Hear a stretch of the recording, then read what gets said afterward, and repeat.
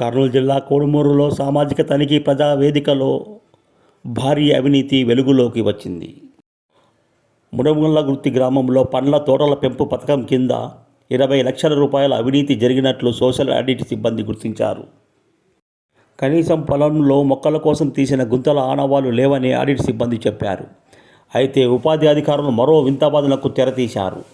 నాటిన మొక్కలు వర్షాభావం వలన చనిపోయాయని చెప్పడంతో ఆడిట్ తనిఖీకి వచ్చిన అడిషనల్ పీడీ మాధవీలత విస్తుపోయారు. ఒక మొక్క కూడా బతకలేదా అని ఉపాధి సిబ్బందిని నిలదీశారు. ఉపాధి అధికారులు సమాధానం చెప్పకపోవడంతో విచారణకు ఆదేశించారు. వచ్చినట్లు రికార్డు అందుకోలేదు మేడం. ఇది 7 రోజులకు సంబంధించి కూడా సిగ్నేచర్స్ లేకుండా పేమెంట్ చేసినట్టు గుర్తించడం జరిగింది మేడం. 35 రూపాయలు ఖర్చు చేయడం జరిగింది. తర్వాత బి సుంకమ్మ వీళ్ళకి వచ్చేసి 40 మొక్కలు ఇవ్వడం జరిగింది. పని ప్రదేశంలో 0, 24,558 రూపాయలు ఖర్చు చేయడం జరిగింది. తర్వాత కే గిడ్డయ్య వీళ్ళకి వచ్చేసి 72 మొక్కలు ఇవ్వడం జరిగింది. పని ప్రదేశంలో 0 మేడం. 22,050 రూపాయలు ఖర్చు చేయడం జరిగింది. తర్వాత చంద్రయ్య వీళ్ళకి వచ్చేసి 120 మొక్కలు ఇవ్వడం జరిగింది. ఫీల్ అయితే 0, 53,595 రూపాయలు ఖర్చు చేయడం జరిగింది. తర్వాత చిట్టమ్మ ఈమెకు వచ్చేసి 150 మొక్కలు ఇచ్చినట్లు రికార్డు అంత కలదు. పని ప్రదేశంలో చూస్తే 0, 70,855 రూపాయలు ఖర్చు చేయడం జరిగింది. తర్వాత వెంకటరాముడు వీళ్ళకి వచ్చేసి 100 మొక్కలు ఇవ్వడం జరిగింది.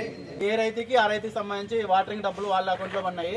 తర్వాత వాచ్ అని వాటికి సంబంధించి కూడా వాళ్ళ కుటుంబ సభ్యులు భార్యను భర్తను లేదు కొడుకు వాళ్ళకే మొత్తాలు కూడా రాయడం జరిగింది మేడం. నేనైతే అవి కూడా వెరిఫై చేశాను. కాకపోతే ఇక్కడ ఏంటంటే మొక్కలు అయితే 0, ఎటువంటి మొక్కలు లేవు. కానీ ఇంత ఖర్చు చేశారు. దగ్గర హార్టికల్చర్ సంబంధించి 20 లక్షల దాకా ఖర్చు పెట్టాను మేడం.